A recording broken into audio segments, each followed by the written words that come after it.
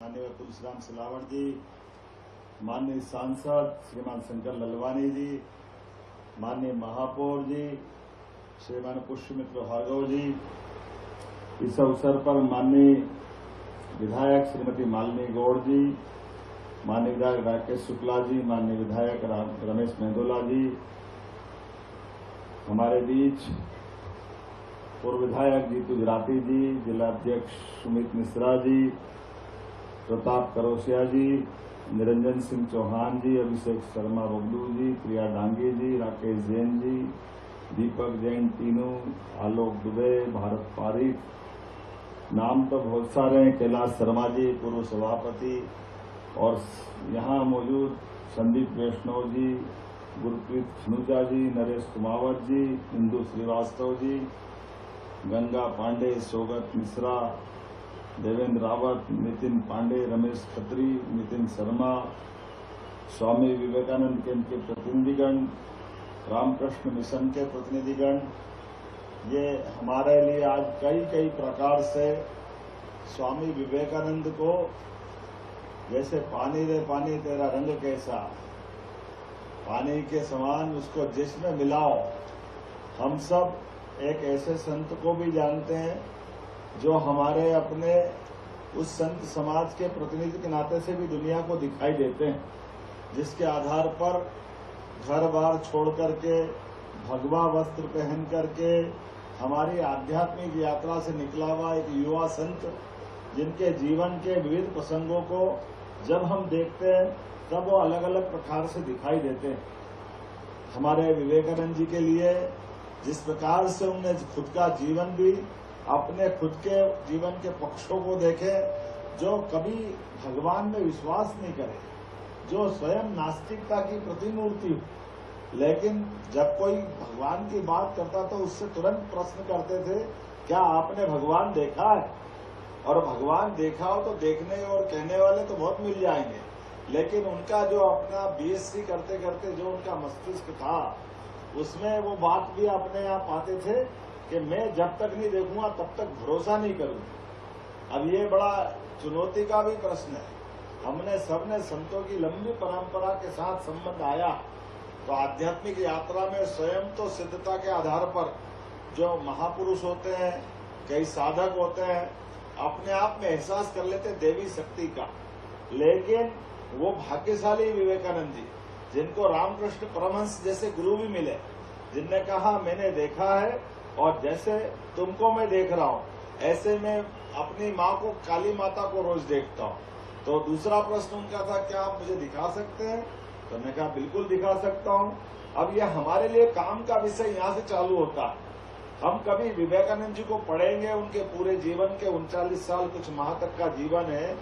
कभी आप उनके जीवन में दूसरी बार, एक बार उनने काली माता को जो देखा है, सीधे सीधे माँ से जो साक्षात्कार किया, लेकिन दोबारा जीवन में उनने कभी फिर वापस उस माँ के दर्शन करने की इच्छा नहीं रखी। ये हमारे लिए समझने की बात, वो अदृश्य शक्तियाँ, जिन शक्तियों ने हमारे आस्था विश्वास को मजबूत किया है, वो देवी संपदा जिसके आधार पर दुनिया का चराचर जगत का निर्माण होता, लेकिन हमको केवल दर्शन करने से बात नहीं बनेगी।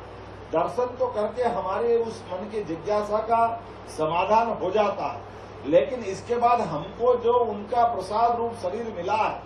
इस शरीर का उपयोग कैसे करना, इस शरीर के माध्यम से हम अपने जीवन को धन्य कैसे कर सकते हैं। इसलिए एक बार दर्शन करने के बाद उन्होंने अपनी निर्भयता का भी आशीर्वाद पाया, दूसरी बार जीवन में एक तरह से मृत्यु पे विजय की। ये उनके अपने जीवन के शब्दों में जब उनने कहा कि दुर्बलता ये कभी जीवन का हिस्सा नहीं हो सकती,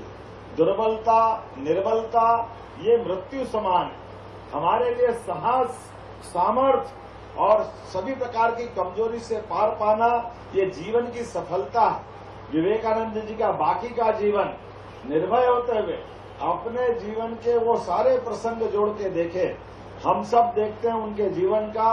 1893 का उनका शिकागो का सम्मेलन, जिस शिकागो के सम्मेलन के माध्यम से आज भी अंग्रेजी में कोई भाषण देता है तो लेडीज और जेंटलमैन के शब्द लाता है, लेकिन अपने जो मूल भाव है भाइयों और बहनों, ये जो मूल हमारा वसुदेव कुटुंबकम का भाव है, ये विवेकानंद के माध्यम से दुनिया ने उस समय शिकागो सम्मेलन के माध्यम से समझा है। और हम सब जानते हैं, अपने उस विचार, उदात्त विचार के आधार पर जब हम अपनी वसुदेव को, हमारी वसुधा को अपने पूरी चराचर जगत के साथ, हमारे जैसे हमारे यहाँ वेद वाक्य भी है जिसको बोलते हैं यत पिंडे तत् ब्रह्मांडे, जो पिंड में है वही ब्रह्मांड में, हमारे जो शरीर में है वही संसार में। ऐसे में विवेकानंद ने अब इससे आगे की धारा बढ़ाई। हम सब देखते हैं, हमारे यहाँ उज्जैन में सिंहस्थ का मेला होता है, कुंभ का मेला होता है, यहाँ रामकृष्ण मिशन के लोग भी आए हैं, लेकिन रामकृष्ण मिशन के लोग कुंभ में आएंगे, कैंप भी लगाएंगे, साधु सन्यासी की तरह अपना जीवन भी जीते हैं, लेकिन सच्चे अर्थों में ये मानव शरीर को ही वो देव शरीर मान करके हमारी आत्मा में जो परमात्मा बैठा है, उस परमात्मा को जागृत करते हुए विवेकानंद के शब्दों में अंदर से बाहर की ओर यात्रा कर ले, अपनी आत्मा को जान करके इस शरीर का सदुपयोग करते हुए अपने जीवन को सफल बना लो, अपने आप आध्यात्मिकता आ जाएगी। हमारे लिए आज के इस दौर में यशस्वी प्रधानमंत्री के नेतृत्व में जिस प्रकार से आज के समय में उनका नेतृत्व चल रहा है, ऐसे एक नहीं कई प्रकार के लोग हैं जिनको विवेकानंद को सामने रखते हुए सबने अपने जीवन का आदर्श अगर किसी को बनाया तो विवेकानंद को बनाया। हमारी पूजा पाठ, हमारे मंदिर देवालय, ये तो हमको आनंद देते ही है, लेकिन सच्चे अर्थों में हमारे लिए जो वेद वाक्य है, हमारे अपने देवताओं की पूजा का आशीर्वाद तो तब फलता है जब दुश्मनों से हम बराबरी का मुकाबला कर लें, हमने अपनी व्यवस्थाओं के बलबूते पर हम होने वाले अन्याय के खिलाफ खड़े होकर के संघर्ष कर लें, बीमार दुखी के इलाज करा दें, उनके जीवन में सारे कष्ट मिटा दें। ये जो हमारा अंदर का सेवा का भाव है, हमारे अपने भाव जागृत करते हुए आज नगर निगम महापौर ने अपना संकल्प लिया है। मैं आपके इस संकल्प की सराहना करता हूं। और मेटल के आधार पर आपने जो कल्पना की है, निश्चित रूप से मूर्ति बनेगी, मूर्ति बनना भी चाहिए, लेकिन मूर्तियों में तो 33 करोड़ देवी देवता, हमारे लिए ये सब देवी देवताओं के समान है। लेकिन जैसे कैलाश जी भाई साहब ने कहा है कि उनने जो मार्ग दिखाया, जिनके आधार पर उनका साहित्य बहुत समृद्ध हुआ, उस साहित्य को सामने ला करके हमारी नई पीढ़ी से भी परिचय कराएं, और उनके माध्यम से, जैसे विवेकानंद केंद्र के माध्यम से हम सब देखते हैं कि विवेकानंद जी ने भारत की परिक्रमा करते हुए अपने लिए जो वो विवेकानंद का शिला स्मारक कन्याकुमारी में, जिस कन्याकुमारी के स्मारक के माध्यम से उस समय के उस दौर को कल्पना करो, कोई व्यक्ति के मन में उनके एक एक प्रसंग, जैसे जो साफा बांधा गया है, ये साफा जो बांधा है मूलतः तो वो बंगाल के थे, लेकिन ये राजस्थान के राजा ने, खेतड़ी के महाराज ने उनको साफा दिया कि आप ये साफा बांधो। अब खेतड़ी के महाराज, उनके छोटे छोटे उदाहरण भी कितने अद्भुत थे, कैसे वो अपनी तर्क शक्ति से, कैसे वो अपने चर्चा से उनके समाधान निकालते थे। खेतड़ी के महाराज ने, उनके मन में नास्तिकता भरी हुई थी, वो कभी भगवान और तमाम प्रकार की बातों में विश्वास नहीं करते थे। महाराज विवेकानंद जी उनके यहाँ जाते हैं और जाते करके विषय निकलता है, उन्होंने कहा ये मैं नहीं मानता इन सब बातों को। कोई बात नहीं,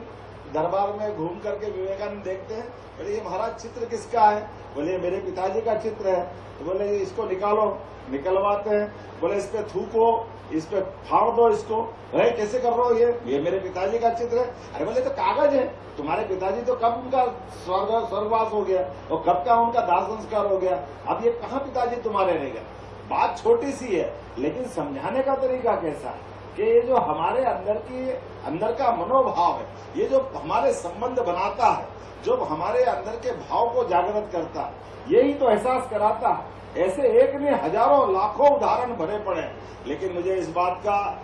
ज्यादा आनंद है कि अपने देश को राष्ट्रीयता से जोड़ने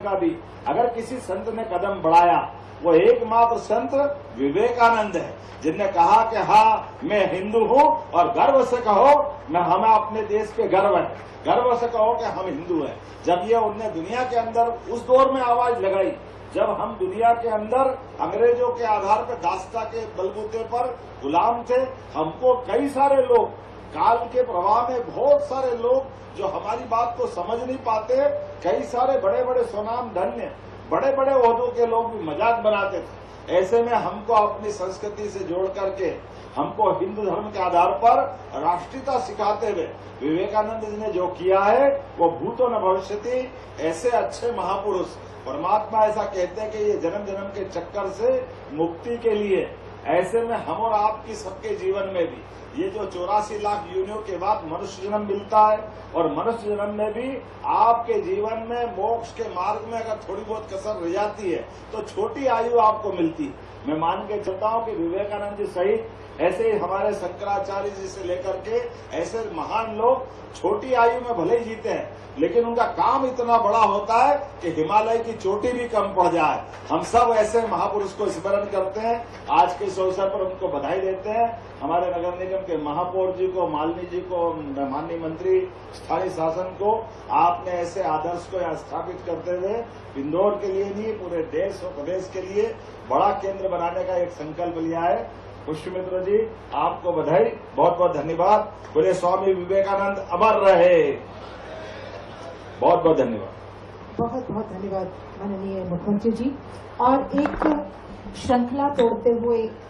विधानसभा क्षेत्र के 4 के समस्त सम्माननीय पार्षद आपका स्वागत एवं सम्मान करना चाहते हैं।